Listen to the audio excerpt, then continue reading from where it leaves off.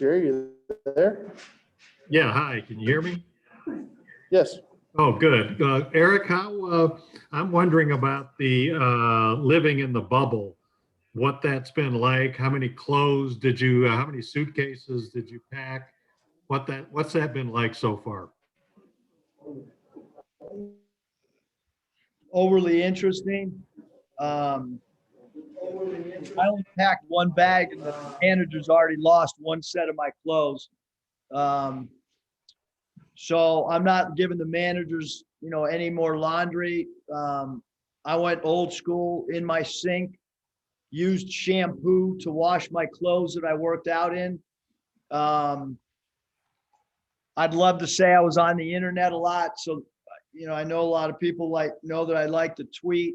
If my Twitter's not, if I'm not up to my normal Twitter game, it's because the internet's very slow. So I'll just kind of leave it at that on the bubble experience. It's a true bubble, I can tell you that. Any concerns, Eric, about it being an issue to deal with the players, boredom or anything else? Well, I mean, there's boredom. I'd rather not comment any more than just, the fact that, we're in our rooms and we're at practice for an hour and a half and we're back in our rooms. And then we go to the meeting room and we eat. And then we're asked to leave the meeting room after a short time frame. And normally as a staff, we sit in the meeting room, sometimes an hour before practice, and we sit after, and that we're in our rooms individually instead of discussing stuff as a staff. So, and the preparation's been a little bit difficult with the internet situation, downloading, film. So I guess that's about it. Thank you.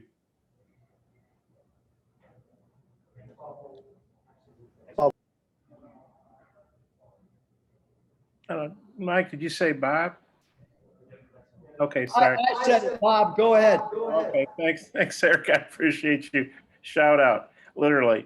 Hey, you know what a smart young guy Scotty is. He did all this great research a few weeks ago about you got a really good record, period, but you got a great record when you have extra time to prepare for a game like you do for this one. What do you think's the key to that? What all filmed and prep? Well, I'm sure you're figuring out better than most people. What do you think about that record? What do you think that says about you and the way you prepare? And does that give you added confidence going into a first round game like this? I mean, I think that from a preparation standpoint, Bob, it's really about your players and how much they can retain. And as a staff, it's, every team that you coach is different. But I do think because we prepare for teams a lot differently than most teams. I mean, I haven't changed our preparation with a college team one iota from how I prepared an NBA team, and NBA players are really smart. So I think we set the bar really, really high from the first game of the season with our preparation, and they know they have to digest a lot of stuff. They get quizzed a lot. I'll text guys individually about matchups. And so I think that, whatever your team's used to, our team is used to the fact that they're going to get asked a lot of questions. They're going to be put on the spot in front of their peers. They're going to have to know multiple ways to guard pick and roll. They're going to know at halftime that there's a great chance that we'll make an adjustment maybe on something that we haven't worked on, and they're going to have to be able to take it, from the chalkboard, to the floor. Those are some of the expectations that we've set forth, from day one of the season. And they also know that we're going to adjust game to game, that we don't just practice the same thing every day, that our belief is that every team presents its own unique set of dilemmas that you've got to work on. And we're going to game plan game to game. Like our game plan is going to be different this game than it was prior to the LSU game, because the personnel that we're playing against has different strengths. So, And I do think with more prep time, I probably should have been a football coach. That would have probably been better suited for me to have 6 days between games. That maybe I'd have a better record if I was coaching football. But I think your record's pretty good. And do you feel like, because you've obviously got you got a lot of new players, even if they're old, and you got a lot of young guys, but do you feel good that they've been able to do this NBA type preparation to pick up on it?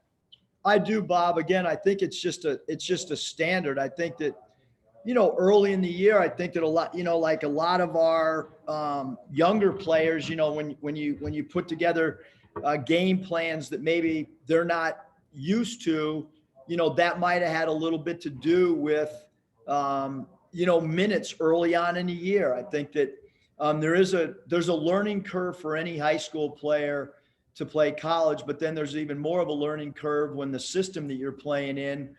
Again, I mean, all of our play calls offensively, the play package, if you looked at my Golden State Warrior playbook and you look at, the Arkansas Razorback playbook, it's identical. I mean, we've added a few wrinkles, obviously, but it's the same playbook. I could just take that playbook and just slap a different logo on it. And we're expecting college players to do exactly what we've done at that level. So I think it's really challenging from a mental standpoint. And I guess Mr. Moody must be coming on after me because he's walking up right now. And, I think you can ask Moses about the detail, because he played probably in as detailed program as there is coming out of high school. But certainly this is just a different, level. And then when you talk to Isaiah Joe and you talk to Mason Jones, or you talk to guys when they go through NBA workouts, the terminology and all that stuff, these guys are already used to that. As a matter of fact, Caleb and Cody Martin have talked about, we had as big a playbook as their NBA team. So I think that all that stuff helps guys, in their next journey beyond college as well. Thanks, Eric. I'll ask Moses that. I got a couple more for you if time allows. I'll give it back to Mike. Thank you. Nate Allen. Yeah, Eric, with Jalen Tate, the last couple of games seems like he has 2 fouls before the media timeout. Is that a concern? And kind of what do you have to do to keep him out of foul trouble? I mean, it's a great question, Nate, but he's got to keep himself out of foul trouble. That's on him. I mean, if you want to play minutes, you got to stay out of foul trouble. And he usually gets assigned, the best offensive perimeter guy. And he has gotten in foul trouble, but that's also, Nate, I think what makes him a good defender is he's an aggressive defender. But certainly our preference would be for him to only pick up 1 foul in the first half and not put himself in a position where he's sitting next to me. So, I mean, we've talked about hands up, body up, and letting the refs see your hands, and all those things become extremely important. Also for Colgate, is there much of an advantage for them that they've been to the NCAA tournament 2 years ago, that their seniors and juniors have played in an NCAA tournament before? I don't think it hurts. I mean, you look at Burns, I mean, he torched Tennessee as a younger player. So I think that we've showed our guys tape of what they did when they played Tennessee, and that game was so close. And we have incredible respect for Colgate, their personnel. We know they're great cutters. We know they can shoot the 3. We know their 2 guards are dynamic.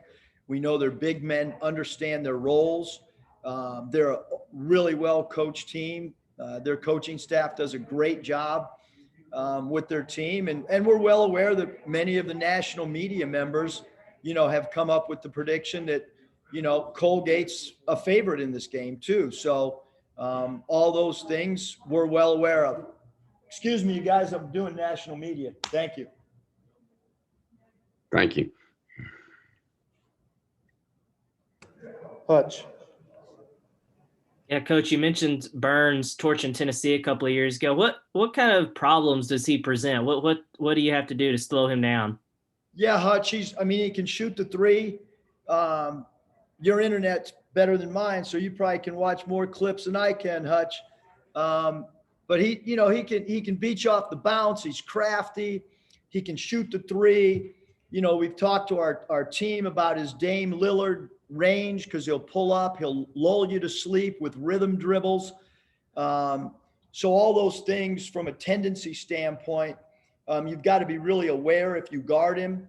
If you get switched onto him, you've got to be aware of him. And then obviously we all know about the pace of play that Colgate pushes the ball, and you've got to get to match up as quickly as possible before the ball crosses half court, because that's going to be too late. Scotty. Hey, Coach, Moses is on a real scoring tear. I think the last 4 games, probably his best of the season. What do you think is key to that run for him, and what kind of growth have you seen in his game off the bounce this year? Yeah, to answer the second question, Scotty, he's really improved a tremendous amount off the bounce.